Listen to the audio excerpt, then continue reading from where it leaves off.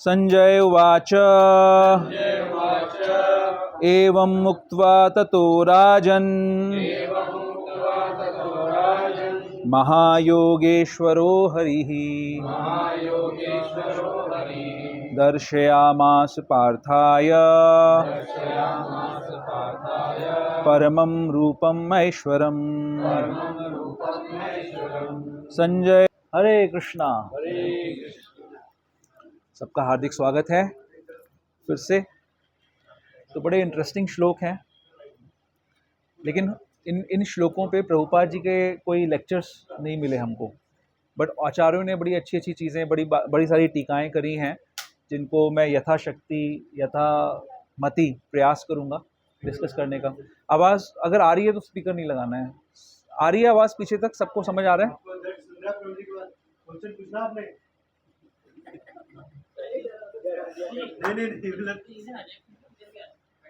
हाँ नहीं, वो तो आवाज़ आ रही है ना, लेकिन सबको आपको आ रही है क्योंकि आपको क्वेश्चन पूछना है। ओके चलो, एक क्वेश्चन तो मेरे लिए फिक्स है आज कम से कम। अच्छा, तो इसमें आज हम शुरुआत कर रहे हैं संजय उवाच से, है ना। तो भगवत गीता क्या है? भगवान का गीत है। तो इस गीत में कोरस भी है ना। तो कई सारे लोग बीच बीच में कंट्रीब्यूशन कर रहे हैं। तो कोई याद दिलाएगा मुझे कि कितने श्लोक किसने बोले हैं? भगवान ने कितने श्लोक बोले हैं? इन लोगों को याद है? बच्चे लोगों को जिनको पूरी पूरी गीता याद है? हाँ हाँ, कितने बोलो? जय। और अर्जुन ने? हाँ, संजय ने? जय। और एक लास्ट किसने बोला है? तो ऐसे ही कोरस हो रहा है कि एक श्लोक धृतराष्ट्र बोलते हैं, 41 श्लोक संजय बोलते हैं, जिसमें से 6 श्लोक अभी हम आज डिस्कस कर रहे हैं, ये सारे संजय ने बोले हैं, है ना। तो भगवान के गीत में सारे लोग कंट्रीब्यूट कर रहे हैं, फिर बड़ा सुंदर गीत बन रहा है। तो इसमें कई सारी इंपॉर्टेंट चीज़ें हैं इस श्लोक के अंदर जो कि हम डिस्कस करेंगे। उससे पहले छोटा सा कॉन्टेक्स्ट कि अर्जुन युद्ध भूमि में कंफ्यूज हो रहे हैं कि उनको क्या करना चाहिए, अपनी ड्यूटी को लेकर वो भ्रमित हो रहे हैं कि उनको क्या करना चाहिए, क्या नहीं करना चाहिए। और जिस समय वो कंफ्यूज होते हैं, भ्रमित होते हैं, उस समय वो बोल देते हैं कि मैं युद्ध नहीं करूँगा। लेकिन फॉर्चुनेटली भगवान की शरण ग्रहण कर लेते हैं और भगवान को बोलते हैं कि भगवान मेरा मार्गदर्शन करिए। युद्ध क्यों नहीं करूँगा? क्योंकि मैं उन लोगों को मारना नहीं चाहता जिनको मैं प्रेम करता हूँ, और इस एक राज्य की प्राप्ति के लिए मैं अगर इन सबको मार दूँ तो उस राज्य का मुझे क्या फ़ायदा मिलेगा, बल्कि मुझे बहुत सारा पाप का फल भोगना पड़ेगा, बहुत सारा पाप का फल भोगना पड़ेगा। तो इसलिए मैं युद्ध नहीं कर सकता। बहुत सारे तर्क अर्जुन दे रहे हैं भगवान को। भगवान उनको समझाते हैं कि तुम्हें किस चीज़ के लिए दुख करना चाहिए, किस चीज़ के लिए दुख नहीं करना चाहिए। अब हम गीता के 11वें अध्याय पे आ गए हैं। तो बहुत सारी चर्चा हम पहले कर चुके हैं, पिछले 7 सालों से हम डिस्कस कर रहे हैं भगवत गीता को, है ना।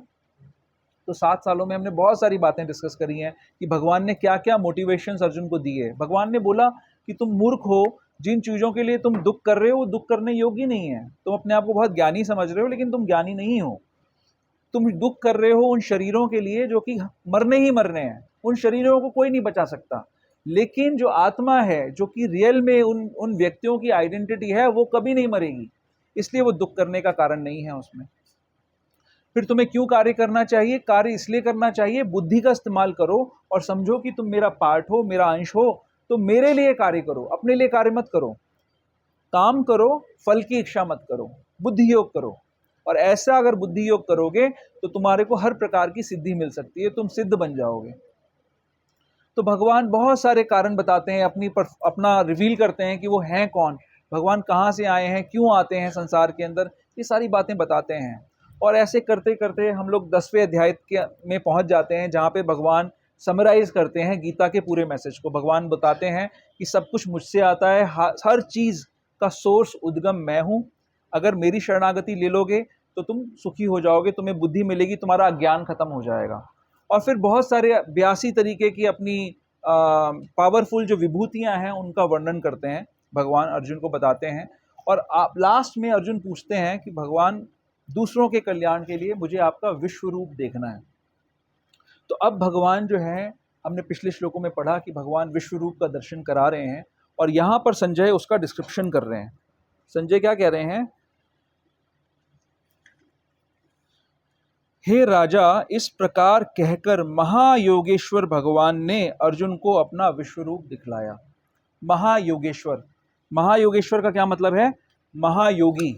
योगियों के बारे में तो हमने सुना है ना।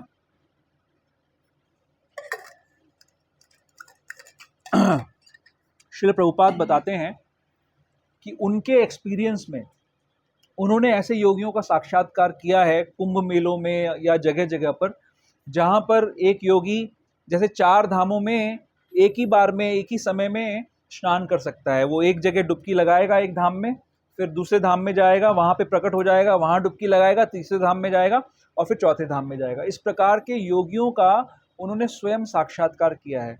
श्रील प्रभुपाद अपने बचपन का एक इंसिडेंट बताते हैं, जहाँ पर एक योगी उनके घर पे आता है और उनसे पूछता है कि अब बताओ तुम्हें क्या चाहिए।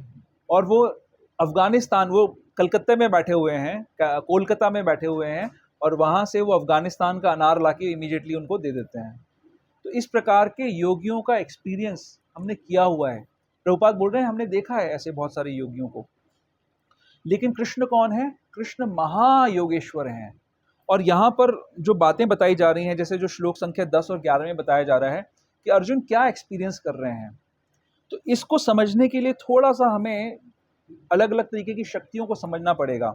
हम लोगों ने अपने एक्सपीरियंस में, जैसे फॉर एग्जांपल कल शाम को आधे घंटे बहुत तेज़ बारिश हुई गुड़गांव में, और हम लोगों को सेक्टर 45 टेम्पल जाना था सेक्टर 56 से, और हमने देखा कि रोड पे बिल्कुल नदी बह रही है। आधे घंटे की बारिश के अंदर इतना पानी भर गया जैसे कि बाढ़ सी आ गई हो। तो हम लोगों को एक्सपीरियंस है इस प्रकृति की शक्तियों का, है ना। जैसे अगर आप लोगों ने एक्सपीरियंस किया हो अर्थक्वेक, एक बार एक अर्थक्वेक आया था लातूर में, अगर किसी की मेमोरी में हो।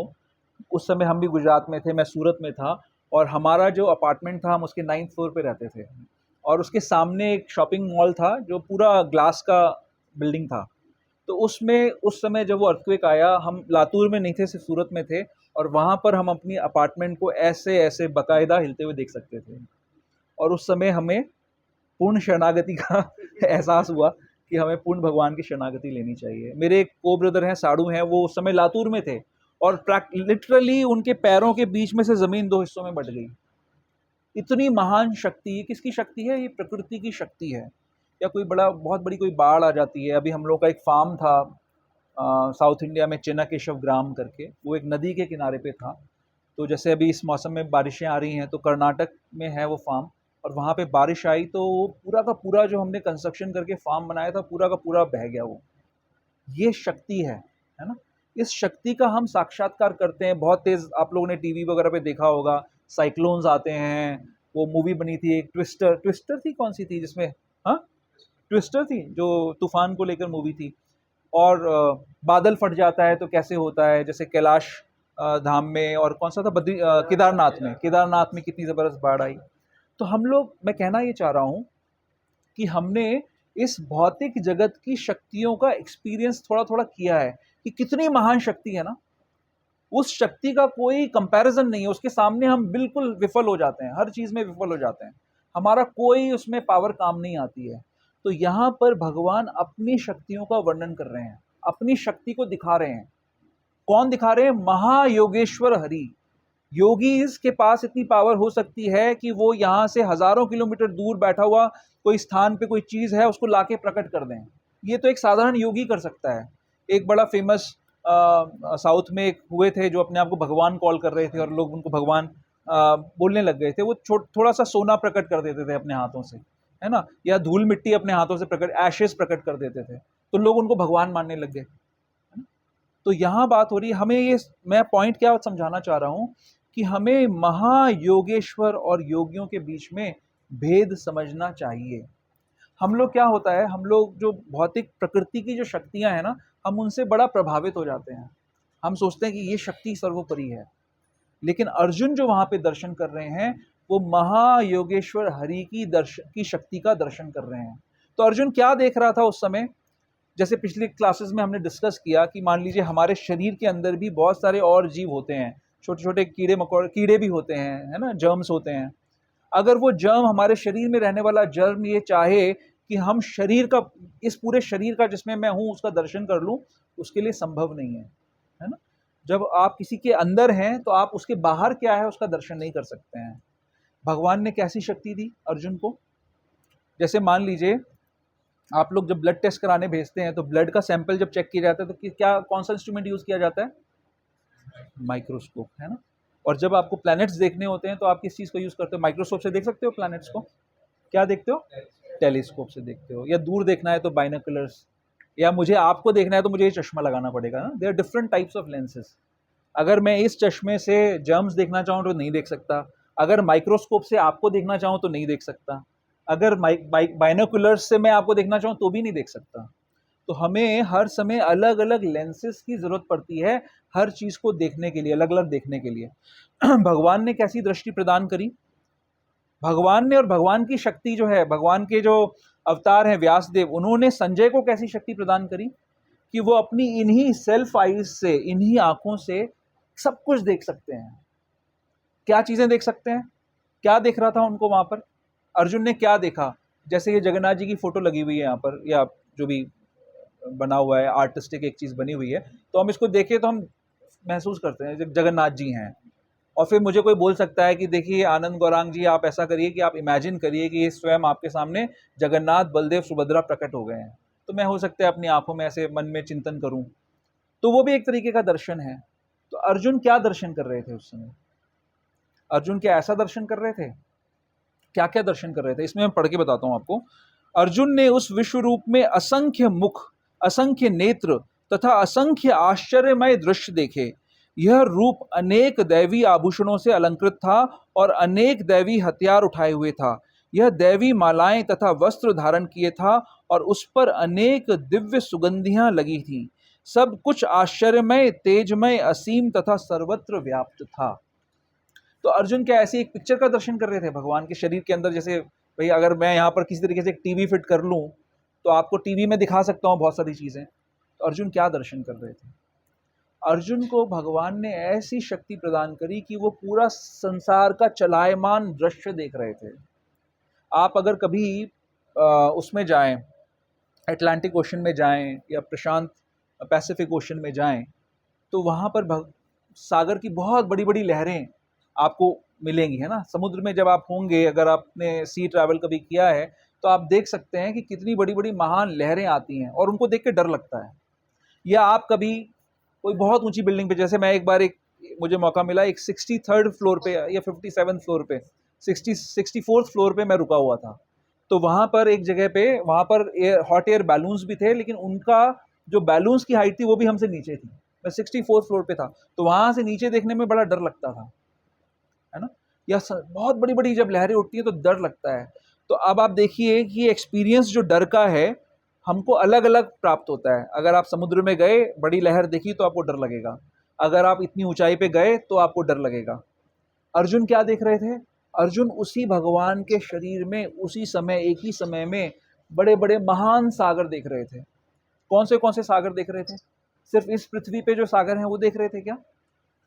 जो गर्भोदक सागर है ना, जिसमें गर्भ सागर के अंदर भगवान शयन करते हैं और उनके नाभि कमल से ब्रह्मा जी उत्पन्न होते हैं। तो वो गर्भ सागर जो है, जो इस यूनिवर्स को के अंदर है, उसकी डेप्थ कितनी है? 2 बिलियन माइल्स। कितनी? 2 बिलियन माइल्स की डेप्थ है उसकी। तो इतने बड़े सागर को वो वहां कहाँ देख रहे थे? भगवान के शरीर में देख रहे थे। फॉरेस्ट फायर्स हो जाती हैं, बड़ी बड़ी आग लग जाती हैं, है ना, जंगलों में। ऐसी आग लगती है कि लगता है कि सब तरफ सब कुछ तहस नहस हो जाएगा। वो उसको उसके अंदर, शरीर के अंदर देख रहे थे। तो कहीं पे आग लगी हुई है, कहीं पे भीषण जो है बारिश हो रही है, कहीं पे बहुत बड़ा समुद्र है जिसमें महान लहरें उठ रही हैं, अलग अलग तरीके के जीव दिख रहे हैं। शास्त्र में जिक्र आता है, सबसे बड़ा एनिमल साइंस के हिसाब से कौन सा होता है? वेल होती है, राइट। और एक तिमिंगला होती है, जो तिमिंगला एक वेल की फॉर्म है जो वेल्स को खाती है, राइट, जो वेल्स को खाती है, शास्त्र में उसका वर्णन है। तो आप सोचो कि जो वेल्स को फूड की तरह खाती होगी वो कितनी बड़ी चीज होती होगी। और जो अलग अलग तरीके के पशु योनियां, 84 लाख योनियां बताई हैं, सारी की सारी योनियों का दर्शन उसमें वो कर रहे थे। क्या देख रहे थे? कि कहीं पे भगवान के किसी मुख से, अनेक मुख देख रहे हैं, किसी मुख से अग्नि निकल रही है, किसी मुख से जल की धारा बह रही है, कहीं पे से जीव बाहर आ रहे हैं, कहीं पे जीव अंदर जा रहे हैं, तो कहीं पे कोई जन्म हो रहा है, कहीं पे कोई मृत्यु हो रही है। और उन्होंने देखा कि अभी आगे आप पढ़ेंगे वो सब चीज़ों को, कि कैसे हर जगह जन्म, मृत्यु, जरा, व्याधि, संसार का सारे लक्षणों का दर्शन अर्जुन उस समय उस दिव्य शरीर के अंदर कर रहे थे। तो क्या इमीडिएट उनकी प्रतिक्रिया हुई? जब हम अगर एक छोटा सा समुद्र देख के डर जाते हैं, जब हम कोई बहुत ऊंची हाइट पे होते हैं तो हम डर जाते हैं, कोई व्हेल, अगर कोई छोटा सा कबूतर भी अंदर आ जाए तो हम डर जाते हैं, है ना? तो अगर व्हेल सामने दिखेगी, हालांकि अर्जुन बहुत वीर हैं, उनको डर नहीं लगता, लेकिन वो इमीडिएटली वो सब देख कर वो किस चीज में आ जाते हैं, किस भाव में आ जाते हैं? वंडर में आ जाते हैं, मतलब कौतूहल में आ जाते हैं। कौतूहल कहते हैं ना वंडर को, है ना? उसमें आ जाते हैं, उनका भाव एकदम बदल जाता है। तो अब यहाँ पर कुछ चीजें ऐसी हैं जो हमें समझनी चाहिए। हम लोग जो हैं प्रकृति से अगर प्रभावित हो जाते हैं तो हम प्रकृति की शरण ले लेते हैं। जिस चीज से भी प्रभावित होते हैं, मान लीजिए कि एक कंपनी में काम करने वाला सिंपल एम्प्लॉय अपने बॉस से प्रभावित होता है और उसकी शक्ति से प्रभावित होता है। हम लोग शक्ति की बात कर रहे हैं ना, तो जिसको हम शक्तिमान पाते हैं हम उसका आश्रय ले लेते हैं, है ना? जो हमें लगता है कि हमसे ज्यादा शक्तिमान है, हम उसका आश्रय ले लेते हैं कि ये हमारी रक्षा करेगा। तो हम लोग बहुत सारी चीजों का आश्रय लेते रहते हैं। जैसे फॉर एग्जाम्पल, हम जो कपड़े पहनते हैं, जो वस्त्र पहनते हैं, वो भी हम एक तरीके से वस्त्रों का आश्रय लेते हैं कुछ कार्य को सिद्ध करने के लिए। जैसे मान लीजिए हम अपने प्राइवेट पार्ट्स को छुपाना चाहते हैं, इसलिए हम वस्त्र पहनते हैं। हम अपनी पर्सनैलिटी का कुछ विशेष एस्पेक्ट दिखाना चाहते हैं, इसलिए हम वस्त्र पहनते हैं।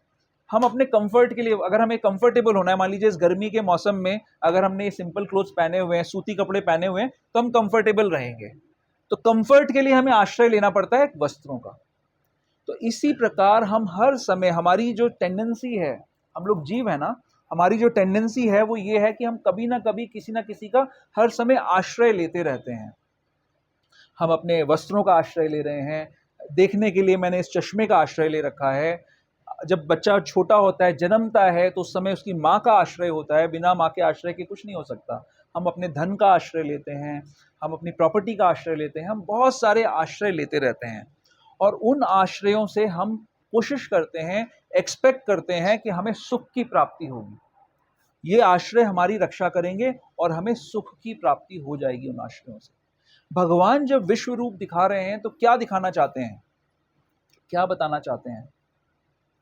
सारे संसार के सारे जो जीव हैं वो किसी ना किसी का आश्रय ले रहे हैं, राइट?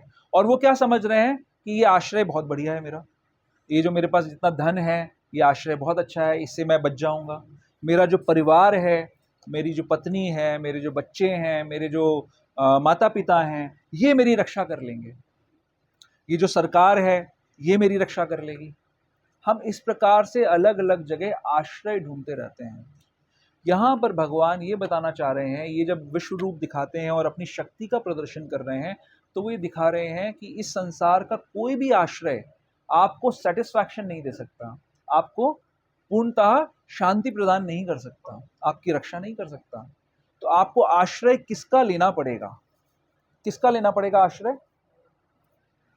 भगवान का। कितने लोग आश्रित हैं भगवान से? कितने लोग हैं आश्रित? आप हाथ खड़ा कर सकते हैं। आप पूर्ण आश्रित हैं भगवान के प्रति? हाँ?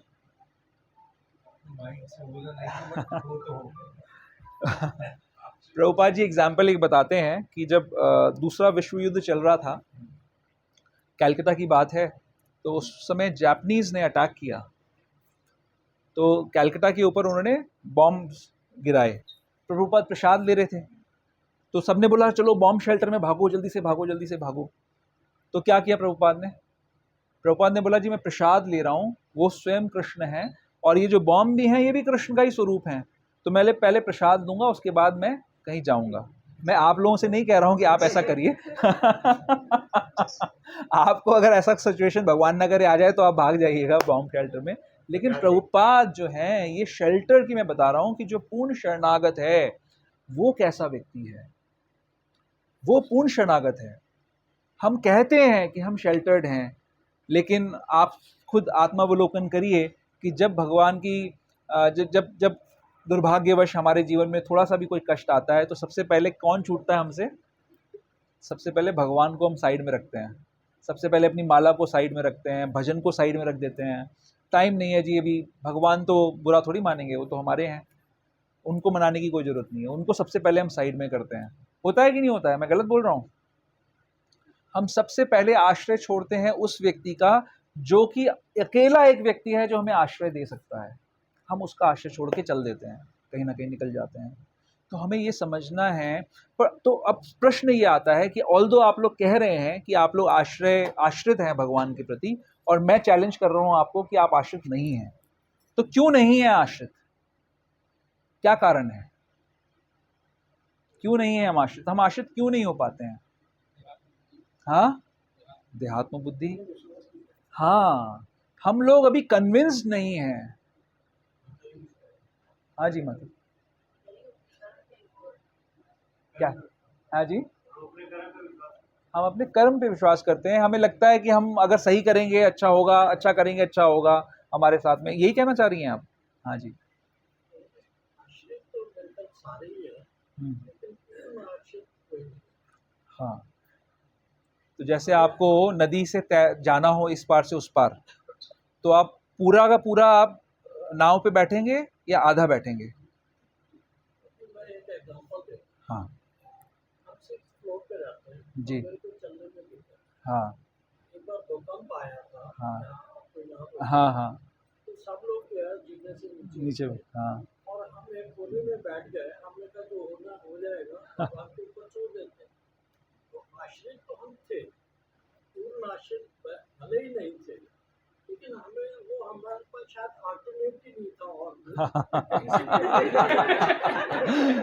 मैं आपने मुझे बचा लिया, नहीं तो मैं अगर ये बात बोलता तो शायद आपको अच्छी नहीं लगती।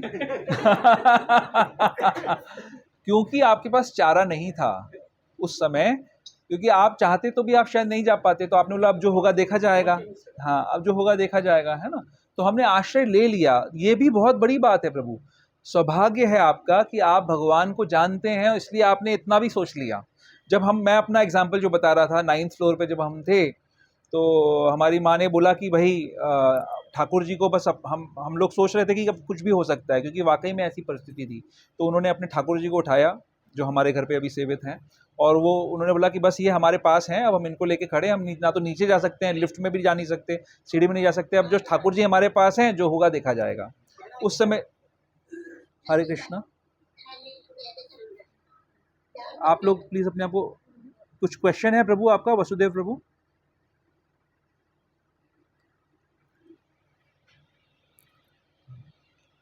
तो उस परिस्थिति में हमने शेल्टर ले लिया कि भाई ठीक है जो हो सकता है। लेकिन प्रभुपाद की परिस्थिति थी कि वो भाग सकते थे। फर्क समझिए दोनों चीजों में। वो आराम से भाग सकते थे, छोड़ सकते थे सेवा को, उस समय प्रसाद नहीं लेते, चले जाते, प्रैक्टिकल है वो, तो उसमें कोई दोष नहीं है इसमें। लेकिन उस समय उनका मनोभाव ऐसा हुआ कि भगवान रक्षक है मेरे, मैं प्रसाद पा रहा हूँ, मुझे डरने की क्या जरूरत है। वो पूर्ण आश्रित थे। तो हमें पूर्ण आश्रित होना बहुत ज़रूरी है। जो मैं एग्जाम्पल ले रहा हूँ, आप एकदम क्लियर हो जाएगी ये बात, जो नाव का एग्जाम्पल मैं ले रहा हूँ आपके सामने, कि अगर हमें नदी क्रॉस करनी है तो हम आधा नहीं लटक सकते नाव में। अगर हम आधा लटकेंगे तो रिस्क बढ़ जाएगी ना, हम गिर सकते हैं। यही होता है, हम अभी आधे लटके हुए हैं। मैं ये नहीं कह रहा आप लोग बिल्कुल आश्रित नहीं है, लेकिन अभी आप आधे लटक के कोशिश कर रहे हैं कि मैं जाना तो है दूसरी पार, ये समझ में आ गया कि इधर से उधर जाना है, लेकिन ये नाव ले जा पाएगी नहीं ले जा पाएगी इस बात पे कन्विक्शन नहीं है अभी आपका। अभी आप सोच रहे हैं कि जहां जहां मौका मिलेगा पांव रख लेंगे थोड़ा आगे, शायद जमीन मिल जाए उस पर चल के चले जाएंगे। लेकिन आप भूल रहे हैं कि बहुत गहरा सागर है, यहाँ जमीन नहीं मिलेगी। एक ही नाव है जो हमें यहाँ से ले जा सकती है इस पार से उस पार। इस बात पे आपको अभी पूर्ण विश्वास नहीं है। आप क्या ढूंढ रहे हैं? मान लीजिए प्रशांत महासागर में कोई सोचे कि मैं जरा पैर डाल के देख लेता हूँ कितना गहरा है, थोड़ा चल के चला जाऊंगा, क्या कहेंगे आप उसको? क्या कहेंगे आप उसको? अपने मुंह से कह दीजिए। क्यों मुझसे कहलवा रहे हैं?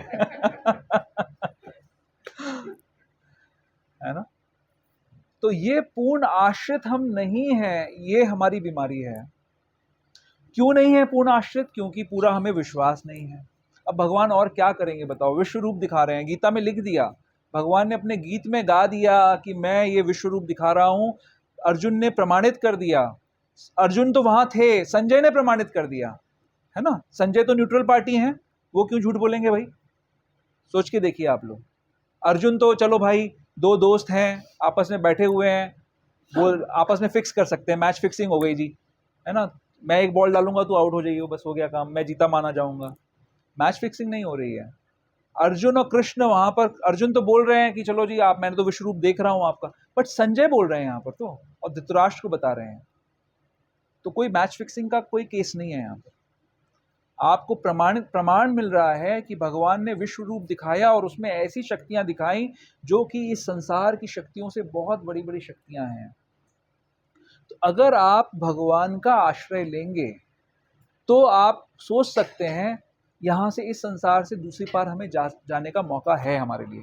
और क्या भगवान ये मौका किसी सिलेक्टिव, कोई वहाँ पे रिजर्वेशन सिस्टम है क्या कि भाई SC ST कास्ट को कितना परसेंट है आज की डेट में? 90% रिजर्व्ड है, बाकी 10% जनरल कैटेगरी का है। ऐसा कुछ रिजर्वेशन सिस्टम है क्या यहाँ पर? कोई रिजर्वेशन सिस्टम नहीं है, कोई रिजर्वेशन सिस्टम नहीं है।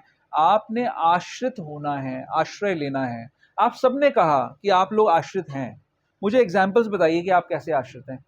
किस कोई एग्जाम्पल लेके दिखाइए कि क्या कहने से आपने इसे एक एग्जाम्पल ले लिया कि जी हमने उस समय भगवान को आश्रय ले लिया। क्या और क्या ऐसे रीजंस हैं, क्या और चीजें हैं जिससे आप बता सकते हैं कि आप आश्रित हैं? लाइफ में जब कोई प्रॉब्लम आता है तो हम किसी देवी देवता को प्रे करते हैं। हम भगवान से प्रे करते हैं, ये that is a very good example. और जैसे प्रभु जी ने, एक मिनट, ये सबने सुना इन्होंने जो बोला कि जब हमारे जीवन में कोई कष्ट आता है तो हम किसी और आश्रय को नहीं ढूंढते हैं, हम सिर्फ भगवान के पास जाते हैं। ये बहुत इंपॉर्टेंट पॉइंट है, ये मैं बात करना चाहता था, इन्होंने बोल दिया। हाँ, आप क्या बोल रहे थे? हाँ, ये बोल रहे थे। और कोई कुछ कह रहा, आप कुछ कह रहे थे प्रभु? और कोई आसरा है ही नहीं, हाँ। अल्टरनेट नहीं है, आप कन्विंस हैं प्रभु, हम अभी कन्विंस नहीं है, यही तो चक्कर है।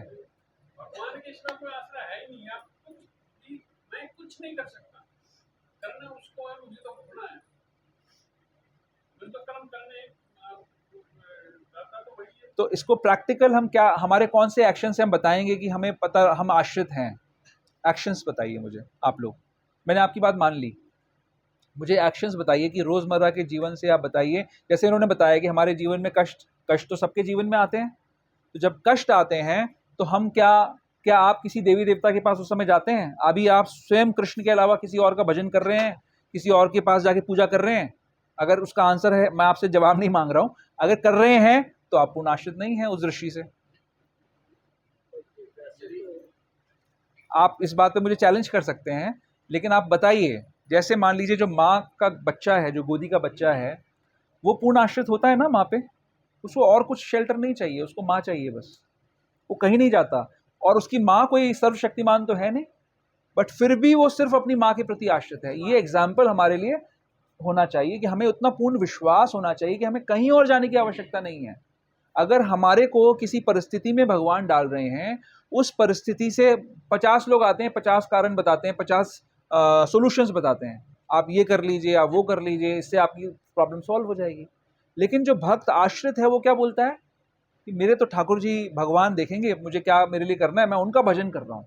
अगर किसी के पास जाकर गुहार लगानी है तो मैं ठाकुर जी के सामने लगाऊंगा और कहीं नहीं लगाऊंगा। ये मस्तक कहीं नहीं और झुक सकता, भगवान के सामने झुकेगा। किसी का वो अपमान नहीं कर रहे, हम सबको सम्मान करते हैं, हम एक चींटी का भी सम्मान करते हैं, अगर वो जा रही है तो उसको कुचलेंगे नहीं हम पैर से। हम हर किसी का सम्मान कर रहे हैं, देवी देवताओं का भी सम्मान कर रहे हैं, लेकिन हम उनको प्रार्थना ये नहीं कर रहे हैं कि आप मेरे संकटों को दूर करिए। वो तो हम प्रार्थना सिर्फ अपने स्वामी से करेंगे जो हमारा मालिक है। ये एक एग्जाम्पल हो गया, ऐसी बहुत सारी और बातें हो सकती हैं। और कोई बताएगा मुझे एग्जाम्पल्स, कोई भी? प्रॉब्लम्स के लिए भगवान के पास जाओ, उसके लिए कोई डिजायर से तो भी भगवान के पास जा सकते हैं। हाँ हाँ, हमारी कोई इच्छाएं हैं तो भी। क्या कहता है शास्त्र इस विषय में? अकामो सर्व कामो वा मोक्ष काम उदारधि तीव्रेन भक्ति योगेन यजेत पुरुषम परम। अगर आपकी कोई भी इच्छा ना हो, या आपके हृदय में बहुत सारी इच्छाएं हो, या आपके अंदर मोक्ष की इच्छा हो, तीनों ही परिस्थितियों में आपको यजेत पुरुषम परम, आपको भगवान, परम भगवान के पास जाना चाहिए और तीव्र भक्ति करनी चाहिए। क्यों तीव्र भक्ति करनी चाहिए? अगर आप तीव्रता से भक्ति नहीं करोगे तो आप फिर से घुस जाओगे संसार के अंदर, फिर से बैठ जाओगे संसार के अंदर। तीव्रता का क्या मतलब है? हमें तीव्रता से भक्ति की प्रोसेसेस को पालन करना चाहिए, और उसको जब हम पालन करेंगे तो हम सेफ हो जाएंगे। और एग्जाम्पल्स कोई? हाँ जी, दर्श प्रभु।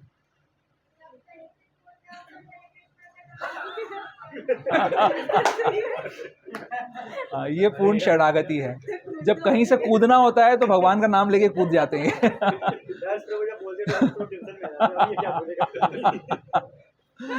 लेकिन फिर भी ऐसा कहीं से मत कूद जाना भाई। आराम से, मतलब 2 फुट की हाइट से ज्यादा से नहीं कूदना कभी भी।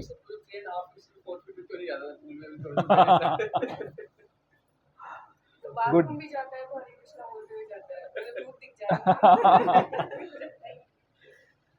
तो ये शरणागति बहुत बड़ा संबल है। अनफॉर्चुनेटली हमारा जो एजुकेशन सिस्टम है आज की डेट में, वो क्या सिखा रहा है? वो हमारे विश्वास को तोड़ता है। वो क्या करता है? वो ये बोलता है कि भगवान जैसी तो कोई चीज है नहीं, कोई परम शक्तिशाली कोई चीज है नहीं, जो कुछ हो वो आप हो, आपके पास जो शक्ति है वो हो। तो हम कैसे हैं? कितनी बार फेल हुए हैं हम सब लोग जीवन में? कोई ऐसा व्यक्ति है यहाँ पर जो कभी जीवन में फेल नहीं हुआ किसी भी चीज में? कोई है?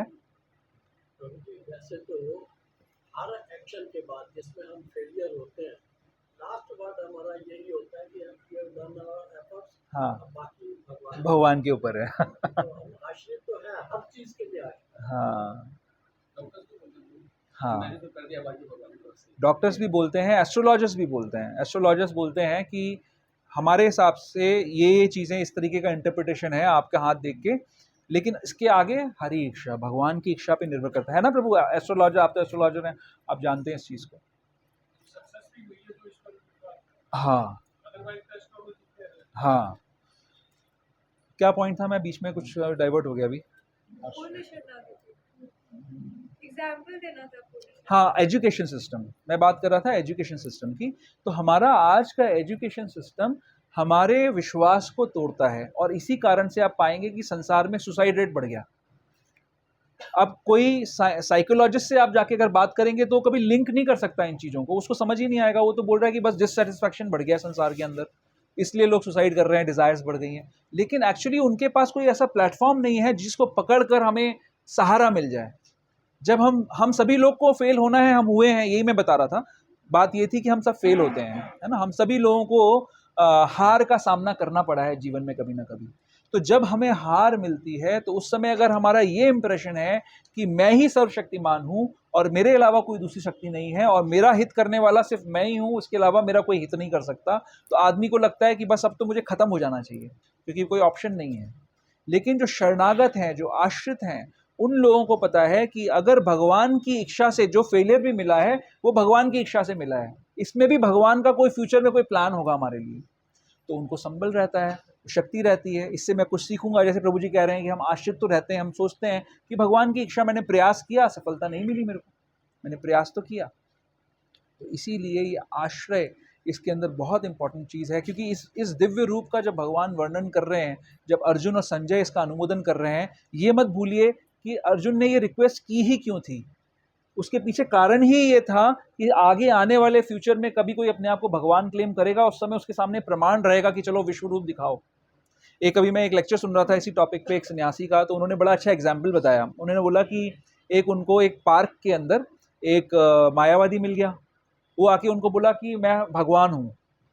तो इन्होंने उनको पूछा कि भाई अगर आप भगवान हैं तो यहाँ पर जितने ये पेड़ हैं इनको आप गायब करके दिखा दीजिए हमको। तो बोले इससे क्या मतलब है, इसका क्या लेना देना है। तो महाराज उनको बोलते हैं कि भाई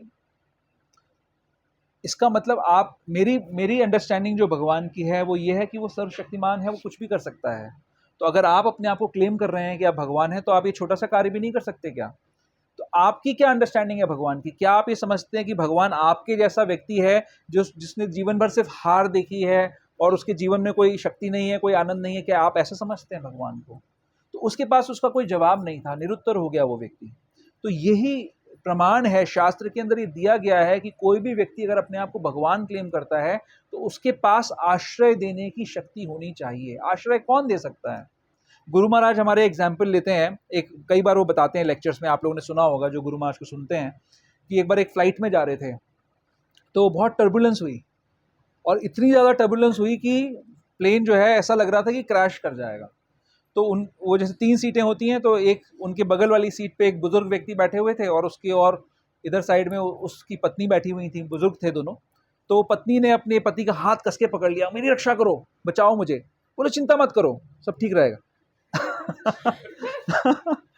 तो गुरु महाराज उस समय ऑब्जर्व कर रहे थे कि हाँ ठीक है, मतलब पति पत्नी आपस में प्रेम में ऐसा कह सकते हैं और एक दूसरे को बता सकते हैं, बट क्या उस व्यक्ति की, बुजुर्ग व्यक्ति की शक्ति थी कि वो अपनी पत्नी की या खुद की रक्षा कर सके? नहीं थी शक्ति उसके पास। तो उस समय जो शक्ति थी वो ये थी कि भगवान का नाम लो और अगर भगवान ने चाहा तो आपकी रक्षा हो सकती है। ये आश्रय तत्व है। तो वो उस व्यक्ति जो लेडी थी, उसको उस समय भगवान क्यों नहीं याद आए? क्यों नहीं याद आए? उसने भगवान का आश्रय क्यों नहीं लिया? श्रद्धा नहीं थी, पता नहीं था, किसी ने उसको बताया नहीं कि पूर्ण आश्रय और अर्ध आश्रय में क्या फर्क होता है। यही चीजें हमारे फेथ को स्ट्रांग करती हैं। जब तक हम पूर्ण रूपेण भगवान का आश्रय नहीं लेंगे, हम इस संसार से नहीं निकल सकते हैं।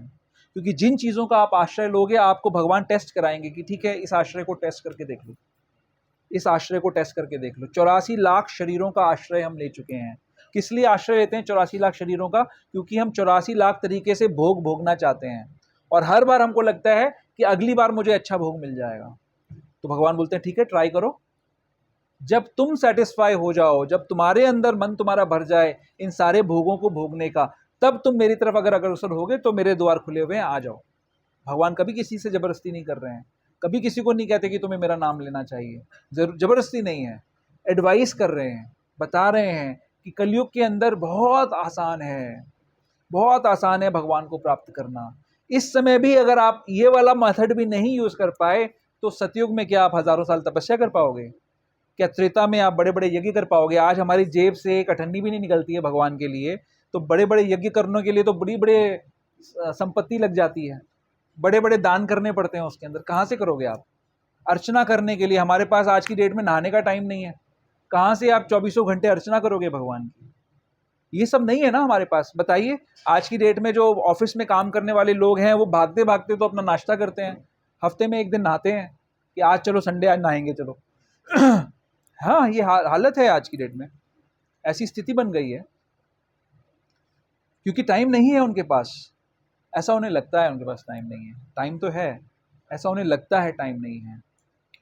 लेकिन ऐसी परिस्थिति में हमारे पास भगवान ने इतना सरल हमको उपाय बता दिया कि भगवान का नाम लेने से हरेर नाम एव केवलम कलो नास्त्येव गतिरन्यथा। इतनी बड़ी लॉटरी मिल गई हमको। बता दिया कि भाई लाखों साल तपस्या करोगे, उसकी जगह अगर आप हरि नाम ले लोगे, मेरा नाम ले लोगे, तो सेम रिजल्ट मिल जाएगा आपको। और क्या चाहिए? इतना बड़ा डिस्काउंट कैसे मिलेगा? कोई चीज़ आपको मिल रही है, 1 करोड़ का रेट है उसका, है ना। यहाँ पे बिल्डिंग में फ्लैट का रेट होगा 2 करोड़ रुपए का, राइट, कुछ ऐसे ही होगा, 1.5-2 करोड़ का। कोई बोले जी 2 करोड़ की रुपए की चीज आपको ना 2 रुपए में मिल सकती है, 2 रुपए में। सोचो। सही कह रहे हैं, यही हो रहा है। लोगों को लग रहा है कि इतना इजी कैसे हो सकता है। गुरु महाराज इस बात को कहते हैं, एक्चुअली गुरु महाराज कहते हैं कि लोग ये सोचते हैं कि हाउ कम भक्ति सो इजी, इतनी आसान कैसे हो सकती है भक्ति, इतना बड़ा फल प्रदान करने वाली भक्ति इतनी इजी कैसे हो सकती है।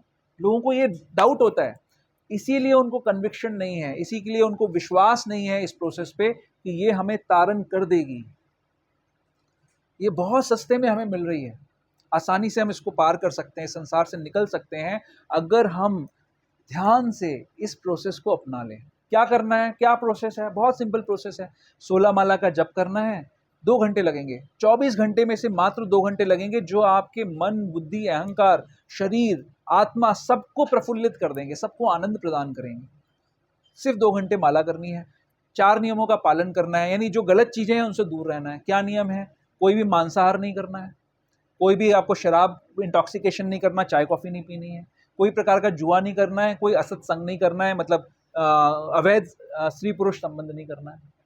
इतने सरल नियम जो कि एक लॉजिकली हर सभ्य समाज में जिनका पालन होना ही चाहिए, वो नियम है। और 16 माला का जप करना है। इतना सस्ता प्रोसेस होने के बाद भी अगर हम इस समय भगवान का आश्रय नहीं लेते तो हमसे बड़ा कोई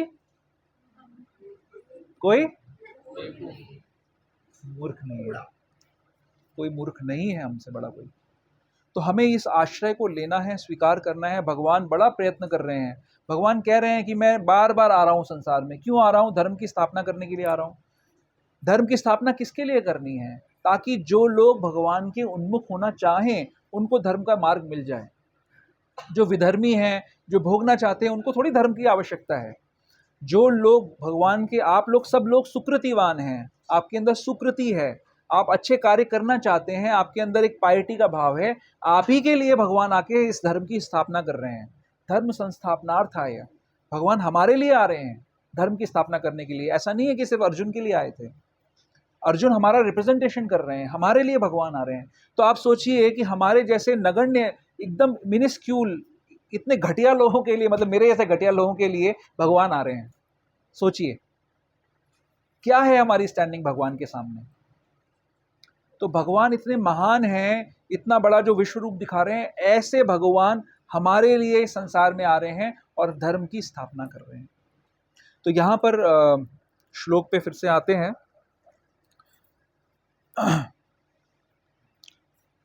तो संजय, क्योंकि भगवान का जो स्वरूप का डिस्क्रिप्शन करना है तो कोई उनको उदाहरण नहीं दिख रहा कि क्या करें, किस चीज का उदाहरण लें कि भगवान की आप वो बता पाएं कि भगवान कितने महान है। तो बोल देते हैं कि हजारों सूर्य जैसे लग रहे हैं। एक काल्पनिक चीज को बता रहे हैं भगवान की ग्लोरी को डिपिक्ट करने के लिए, कि हजारों सूर्य अगर एक साथ प्रकट हो जाएं तो कैसी कांति होगी, वैसी कांति भगवान के अंदर से दिख रही है। हाँ, शायद हाँ, मतलब उतना भी सफिशिएंट नहीं है, वो भी सफिशिएंट नहीं है, उससे भी ज्यादा हो सकता है। तो एक उदाहरण ले लिया समझाने के लिए, ठीक है। फिर आगे चलते हैं।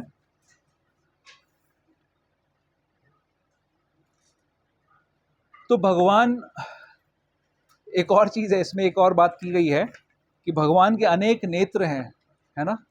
तो क्या होता है, स्पेशली भक्तों के लिए मैसेज है, ठीक है, कि भक्त लोग ये सोचते हैं जी पब्लिक में तो हम धोती कुर्ता पहने हुए हैं, तिलक धारण करे हुए हैं, कंठी माला पहने हुए हैं, माला भी है ना, और हरे कृष्णा सारा संसार देख रहा है, अरे भैया ये तो भगवान के ही अवतार हैं। ऐसे लोग तो हमने देखे ही नहीं। और फिर जब अकेले में है तो क्या सोच रहा है भक्त, सो कॉल्ड, कि मुझे तो कोई देख ही नहीं रहा इस समय, अब मैं जो चाहूँ वो कर सकता हूँ। तो क्या है, भगवान के कितने नेत्र हैं? हाँ, अनेक नेत्र हैं। और भगवान के कई सारे जासूस भी हैं, है ना। ये जो हवा है, ये जो सूर्य है, चंद्र है, अग्नि है, वायु है, सब चीजें, ये सब भगवान के जासूस हैं। और ये आपके आसपास हर समय आपके एक एक चीज का रिकॉर्ड कर रहे हैं। इसीलिए तो भगवान के लिए कहा जाता है ना, उनके दरबार में कोई धोखा नहीं दे सकता। जैसे यहाँ के कोर्ट में आप निकल सकते हो, घूस खिला के निकल सकते हो, भगवान को सब पता है कि क्या चल रहा है, आपके हृदय में क्या चल रहा है सब पता है भगवान को। तो वो भगवान हर समय उस चीज को देख रहे हैं, और हमको तब तक वो नहीं लेके जाएंगे जब तक हम पूर्ण पवित्र नहीं हो जाएंगे। तो अगर हम ये सोच रहे हैं कि हमको कोई देख नहीं रहा है, क्या कोई ऐसी स्थिति हो सकती है जिस समय हमें कोई ना देख रहा हो? क्या 24 घंटे में कोई एक घंटा ऐसा मिल सकता है हमको? हम एप्लीकेशन लिख के दें कि 1 घंटा बस हमको छोड़ दो भाई, जान छोड़ दो, 1 घंटा हमको करने दो जो हमको करना है। हाँ, 1 घंटा नहीं, चलो आधा घंटा, 5 मिनट, हाँ छोड़ देंगे। वही मैं बता रहा हूं कि नहीं, एक क्षण भी नहीं, एक निमिष भी नहीं, है ना, एक लव भी नहीं। 1 सेकंड का 300वां हिस्सा होता है एक लव, एक लव भी नहीं। उतना समय के लिए भी हम हर समय, हम कभी भी भगवान के नेत्रों से ओझल नहीं हो सकते। हमारी एक एक चीज की गणना भगवान कर रहे हैं। भगवान ने तो हमें अलाउ किया है, मैं ये नहीं कह रहा हूं कि भगवान अलाउ नहीं कर रहे हैं। भगवान ने हमें अलाउ किया है कि जाओ जाके एंजॉय कर लो, जितना करना है, जितना भोग करना है करने का प्रयास कर लो। लेकिन हम भगवान को धोखा नहीं दे सकते। हम ये नहीं कर सकते कि हम ये कहें कि हम भोग नहीं कर रहे हैं और हम छुप के भोग कर लें, ये संभव नहीं है। आप भगवान को धोखा नहीं दे सकते। आप भोग कर रहे हो, भगवान को पता है। आप जब तपस्या कर रहे हो, वो भी भगवान को पता है। तो जो सर्व करने वाले हैं, कई सारी सर्विसेज है ना, हम लोग सर्विसेज करते हैं, सेवाएं करते हैं भगवान की। कई बार भक्त के हृदय में ऐसा भाव आ सकता है कि मेरी सेवा को तो कोई देख ही नहीं रहा है। ये गुरु महाराज जो हैं, ये इनके 5 लोग हैं, खासम खास, ये आनंद गौरांग है, कुछ करता तो है नहीं, से बोलता रहता है, और ये पहुंच जाता है गुरु महाराज के पास, सारा क्रेडिट इसको मिल जाता है, करते तो सब हमें। ऐसा भाव आ सकता है। अभी नहीं अभी फंस जाऊंगा मैं बताने में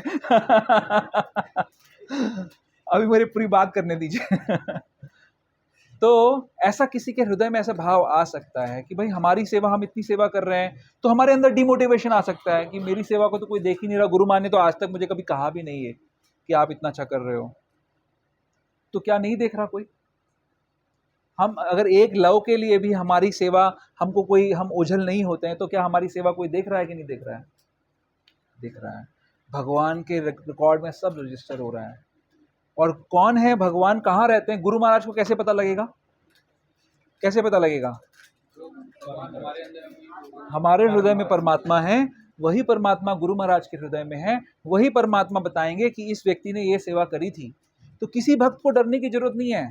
आपका कोई भी प्रयास भगवान की सेवा के लिए किया गया, कोई भी ऑनेस्ट प्रयास कभी विफल नहीं होगा। आपका एक एक छोटा छोटा प्रयास, उसको भगवान 100 भगवान तो परम दयालु हैं, वो आपके एक प्रयास को 100 गुना ज़्यादा बढ़ाकर आपको रेसिप्रोकेट कर रहे हैं। तो कई बार ऐसी पॉलिटिकल सिचुएशंस, हम समाज में रह रहे हैं, संसार में रह रहे हैं, संसार में हर तरीके के लोग हैं, हर जगह पॉलिटिक्स होती है, तो हर जगह हमें ऐसा महसूस हो सकता है कि हमने कोई सिंसियरिटी से कार्य किया और उसको रिकॉग्नाइज नहीं किया गया, लेकिन भगवान के रजिस्टर में वो पूरा तरीके से रिकॉग्नाइज हो रहा है। तो हमें कोई ज़्यादा आवश्यकता नहीं है उसको, रिकॉर्ड को सबके सामने लाने के लिए, इसके लिए ज़रूरत नहीं है ना। हमें ये सोचना चाहिए, डिस्करेज होना चाहिए कि मैं सेवा नहीं करूँगा या करूँगी, क्योंकि मेरे को तो कोई रिकॉग्नाइज ही नहीं कर रहा है मेरी सेवा को। आप जो भी ऑनेस्ट प्रयास कर रहे हो, आपकी कैपेसिटी के हिसाब से वो रिकॉग्नाइज हो रहा है। भगवान जब लंका तक पुल बना रहे थे, है ना, तो कितना, आप सोचो कि अगर आप एक छोटा सा मकान बनाते हो, मकान के अंदर आप छोड़ो बाथरूम के टाइल्स चेंज कराते हो, तो आप कितना ऑक्यूपाइड होते हो, कितना कॉन्सेंट्रेशन चाहिए ना उसके लिए। तो आप देखते हो कि कौन सी चीटी कहाँ से आ रही है, कौन सी गिलहरी कहाँ से निकल गई, आप उस समय ये ध्यान रखते हुए देखते हो कि टाइल तो कहीं नहीं इधर तोड़ रहा मेरा लेबरर। क्या देखते हो आप? ये टोटी तो चुरा के नहीं ले जाएगा, है ना। तो भगवान क्या बनवा रहे थे? ब्रिज बनवा रहे थे। कहाँ तक का? लंका तक का। वहाँ बड़े बड़े भालू, बंदर, वानर जो हैं, वो बड़े बड़े पहाड़ों को लाकर डाल रहे हैं समुद्र के अंदर, और भगवान देख रहे हैं, ऑब्जर्व कर रहे हैं। लेकिन उनके ध्यान से वो गिलहरी नहीं छूटी जो एक छोटा सा कंकड़ मुंह में दबा के लाई और उसने डाल दिया चुपचाप। वो भगवान के सामने नाच नहीं कर रही थी, भगवान देखो मैंने डाला मैंने भी दिया एक आपको, नहीं ऐसा कुछ नहीं। उसको भी भगवान ऑब्जर्व कर रहे हैं, आपके छोटे से प्रयास को भगवान ऑब्जर्व कर रहे हैं। तो उस गिलहरी को भी भगवान आशीर्वाद दे रहे हैं। तो हमें क्या करना चाहिए? हमारी बात चल रही थी आश्रय की, शरणागति की। आश्रय लेने का मतलब है अनुकूलस्य संकल्पः प्रतिकूलस्य वर्जनम, रक्षीति तिथि विश्वासो गुप्तत्वेन वर्णम तथा आत्मनिक्षेप कार्पण्य षड्विधा शरणागति। जो भगवान की भक्ति के लिए अनुकूल है वो मैं करूँगा, जो भगवान के लिए भक्ति के लिए प्रतिकूल है वो मैं नहीं करूँगा। भगवान मेरी रक्षा हमेशा करेंगे, सर्वदा करेंगे, इसका मैं पूर्ण विश्वास रखूँगा। भगवान मुझे सदा मेंटेन करेंगे, इसका पूर्ण विश्वास रखूँगा।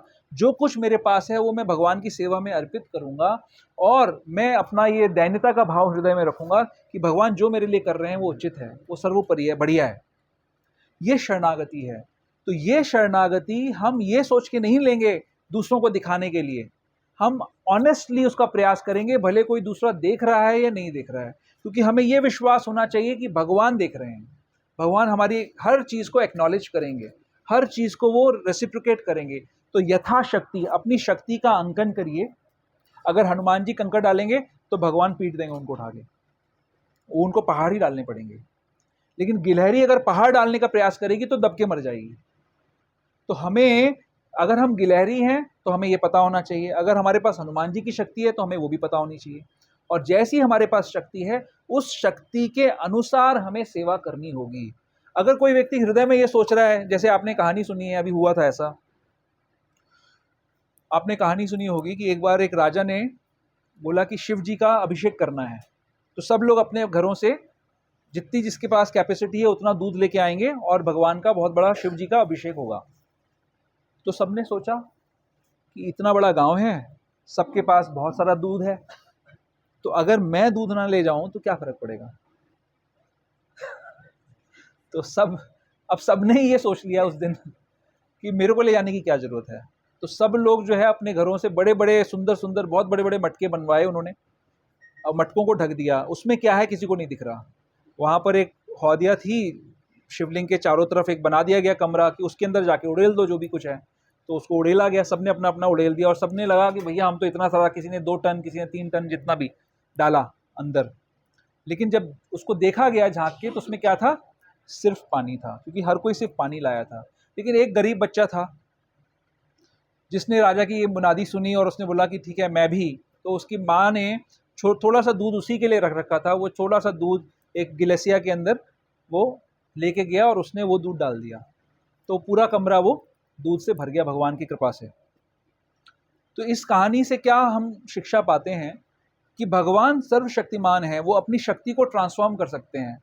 वो जिस शक्ति से पानी बनाते हैं उस शक्ति से दूध भी बना सकते हैं, जिस शक्ति से सोना बनाते हैं उस शक्ति से कंकड़ भी बना सकते हैं। तो जो व्यक्ति अपने धन का संचय ये सोच के कर रहा है और धोखा दे रहा है भगवान को कि मेरी शक्ति तो बहुत है, लेकिन भगवान को क्या पता मैं इसमें से एक चवन्नी डालूंगा भगवान की सेवा के लिए, तो क्या होगा, भगवान उस शक्ति का यूज करके उसके सोने को क्या कर सकते हैं, लोहा बना सकते हैं। और जो व्यक्ति बेचारा जिसके पास जेब में 1 रुपया है और उसमें से भी वो 10 पैसे डालने की इच्छा रखता है, उसके 10 पैसे को वो कितना कर सकते हैं, 10 शंख के बराबर कर सकते हैं, अनंत लक्ष्मी अनंत विभूति दे सकते हैं उसको। तो हमें ऑनेस्ट होना पड़ेगा अपनी सेवा में, यही सिंसियरिटी है। आप ऑनेस्ट कब हो जाओगे, जब आपका विश्वास होगा। जब तक आपका विश्वास नहीं है तब तक आप क्या करोगे, आप डिसऑनेस्ट रहोगे, आप ईमानदार नहीं रहोगे, क्योंकि आपको विश्वास ही नहीं है भगवान पे, भगवान की शक्ति पे। जब आपको भगवान की शक्ति पे विश्वास हो गया तो आप ऑनेस्टली प्रयास करोगे अपनी शक्ति के अनुसार। तो अपनी शक्ति का अंकन कर कर हमें वैसे सेवा करनी चाहिए। यही आश्रय इसके अंदर, इसी का मतलब है आश्रय, पूर्ण आश्रय हमें लेना चाहिए भगवान का। इसके आगे एक लास्ट चीज जो हम अभी डिस्कस करेंगे,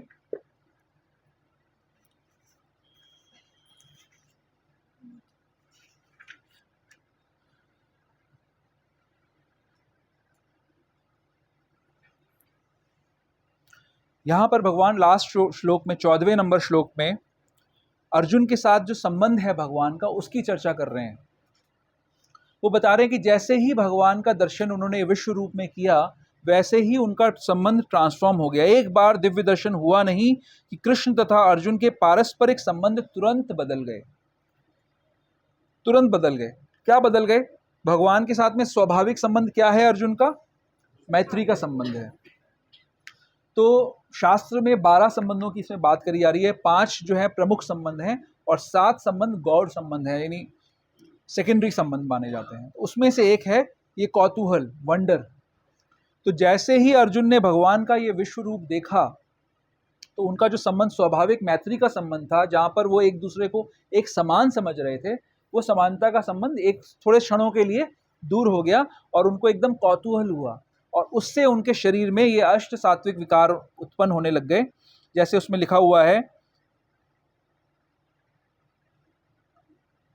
कि अर्जुन अत्यंत आह्लादित हो उठा, उसके रोम खड़े हो गए और वो हाथ जोड़कर भगवान से प्रार्थना करने लगा।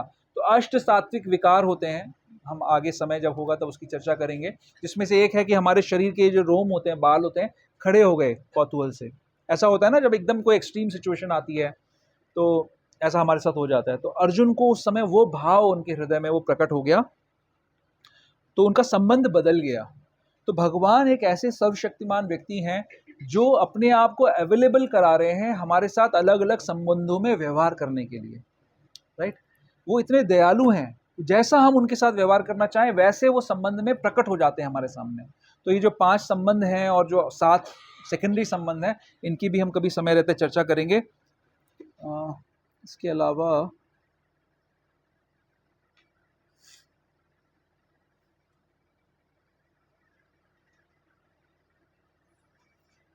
ओके, अगर कोई क्वेश्चंस हैं तो हम ले सकते हैं, नहीं तो फिर एक चीज़ और मैं डिस्कस करूंगा अगर समय रहा तो। अगर किसी का कोई प्रश्न है वो तो भूल गए होंगे अब क्या कह रहे हैं। भूल गए तो भूल गए। हाँ बोलिए बोलिए। बच्चा माँ की शरणागति लेता है। हाँ क्या माँ सर्वशक्तिमान है? नहीं है, नहीं। फिर क्यों शरणागति लेता है? विश्वास के कारण। विश्वास के कारण। हाँ अगर कोई आदमी रामदूत हनुमान जी की शरणागति लेता है हाँ, तो उसमें क्यों उस प्राणी की क्या गलती, उस साधक की क्या गलती? क्योंकि भगवान जो हमारा असली संबंधी है, प्रभु जी का प्रश्न है कि अगर कोई व्यक्ति किसी और की शरणागति लेता है, और ये नहीं, मतलब भगवान के पार्षद है ना। नहीं कोई कोई कोई हनुमान जी की ले सकता है, कोई किसी की ले सकता है, उसको दो पहलुओं में हमें समझना पड़ेगा।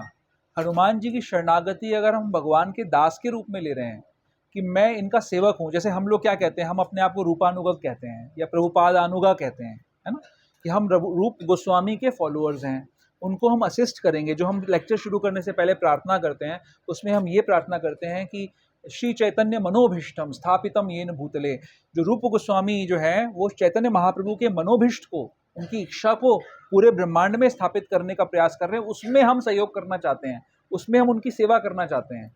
तो हमारा जो गंतव्य है वो वही है कि हम भगवान जो चाहते हैं उस चीज़ को रूप गोस्वामी चाहते हैं और उसी चीज़ को हम चाहते हैं। तो क्या है, अलाइनमेंट है, और भगवान के एक दास का हम दास बन रहे हैं। तो अगर हम ऐसे ही, हनुमान जी का क्या इच्छा है, हनुमान जी की इच्छा है कि सब लोग राम का नाम लें। हनुमान जी के पास लेकिन शक्ति कैसी कैसी है, अष्ट सिद्धि नौ निधि के दाता, है ना। अब अगर हम अष्ट सिद्धि और नौ निधि के चक्कर में हनुमान जी के पास जाते हैं और उनसे हम वो प्रार्थनाएं कर रहे हैं कि हमें वो दे दो, तो उसकी जगह आपको वो प्रार्थना कृष्ण से करनी चाहिए। लेकिन अगर आप हनुमान जी के पास ये बोल के जा रहे हो कि हनुमान जी मैं आपका जो कार्य है उसमें सहयोग करना चाहता हूँ, मुझे शक्ति दीजिए मैं सहयोग कर सकूँ, इसमें कोई दोष नहीं है। मेरा क्वेश्चन थोड़ा सा इससे डिफरेंट है। हाँ ये बात तो ठीक है हम्म, कि जो आप कर रहे हो हम उसमें सहयोग करना चाहते हैं, हाँ लेकिन वो अपनी उसको पता ही नहीं है, प्राणी को पता ही नहीं है कि प्रभु मैं जी आप तो कृष्ण जानते हैं ना कि ignorance of law is no excuse. जो बच्चे की आप उदाहरण ले रहे हैं, इसका मतलब ये सिद्ध नहीं हो गया कि जो बच्चा कर रहा है वो सही कर रहा है। बच्चा माँ के प्रति पूर्ण शरणागत है, लेकिन अल्टीमेटली जब वो बड़ा होगा, अगर वो बच्चा ही रहेगा तब तो उसको कोई रक्षा नहीं कर सकता। जब वो बड़ा होगा और उस समय भी अगर वो सिर्फ उसी माँ की शरणागति ले रहा है और वो भगवान की सत्ता को नहीं समझ रहा, तो उसका जीवन का लक्ष्य पूरा नहीं हो सकता। हमारा लक्ष्य क्या है, और इस शरीर में हम ऐसा सोच रहे हैं, हमारा लक्ष्य क्या है, हम बार बार इस शरीरों के आवागमन से निकलना चाहते हैं। और हमारा जो असली में प्रेमी है वो कौन है? क्या हनुमान जी से आपका डायरेक्ट संबंध है? क्या रूप गोस्वामी से मेरा डायरेक्ट संबंध है? नहीं, रूप गोस्वामी से मेरा डायरेक्ट संबंध नहीं है। रूप गोस्वामी से मेरा परंपरा के माध्यम से संबंध है, कृष्ण के माध्यम से संबंध है। डायरेक्ट संबंध तो मेरा कृष्ण से ही है, क्योंकि मैं अंश किसका हूं, ये जीवात्मा किसका अंश है। अगर हम जिस अंश को ना माने, आप अपने पिता की सेवा ना करके किसी और की सेवा करें, तो क्या सही होगा? तो हमें समझना पड़ेगा कि हमारा पिता कौन है। हाँ, हम सबका सम्मान करेंगे, अगर कोई मेरे पिता की सेवा करना चाहता है मैं उसकी सहयोग करूंगा, लेकिन लक्ष्य मेरे पिता की सेवा ही होगा। अगर मैं उसकी सेवा करना चाहूं और उसके साथ व्यापार करने लग जाऊं, उससे कुछ दान प्रदान करने लग जाऊं, तो ये तो व्यापार है, इसका तो कोई लाभ नहीं होगा। सारी दुनिया कर ही रही है। भगवान ने देवी देवताओं को शक्ति इसीलिए दी है कि वो लोग जो चाहते हैं उनको पूरा कर सके, लेकिन हम उसमें कब तक पड़े रहेंगे? हमें किसी ना किसी दिन तो उससे उठना पड़ेगा, क्योंकि वो जो कुछ भी देंगे वो नश्वर है, इस संसार का है। क्या हनुमान जी या कोई भी व्यक्ति, कोई भी देवी देवता हमें इस संसार से निकाल सकता है? नहीं, वो भगवान का नाम लेके हमें निकाल सकते हैं, उनकी अपनी शक्ति नहीं है। शिव जी भी जब भगवान का जैसे शिव जी के लिए कभी कभी कहते हैं ना कि यहाँ पर आप जाएंगे तो शिव जी की कृपा से आप संसार से निकल सकते हैं, तो शिव जी भी कान में आके हरे कृष्ण महामंत्र बोलते हैं, तब जाके हम संसार से मुक्ति पाते हैं। उनकी अपनी शक्ति नहीं है हमें संसार से निकालने की, उनको भी नाम का आश्रय लेना पड़ेगा। आप समझ रहे हैं? तो इसी तरीके से हमें ये समझना पड़ेगा कि हमारा असली संबंध किससे है। इसमें कोई दोष नहीं है, बल्कि वो खुश होंगे अगर आपकी, जैसे मान लीजिए आपकी अगर आसक्ति हनुमान जी में है, तो हनुमान जी भी उसी में प्रसन्न होंगे कि जब आप उनका सहयोग भगवान की सेवा में करेंगे, बहुत प्रसन्न होंगे, आपको असली में कृपा देंगे। अदरवाइज तो वो कपट कृपा करते रहेंगे, है ना। मैं बताया ना आप लोगों को कि हनुमान जी की, शिव जी की कपट कृपा भी होती है, निष्कपट कृपा भी होती है। तो हमारी इंटेलिजेंस पे है कि हमें कपट कृपा चाहिए या निष्कपट कृपा चाहिए।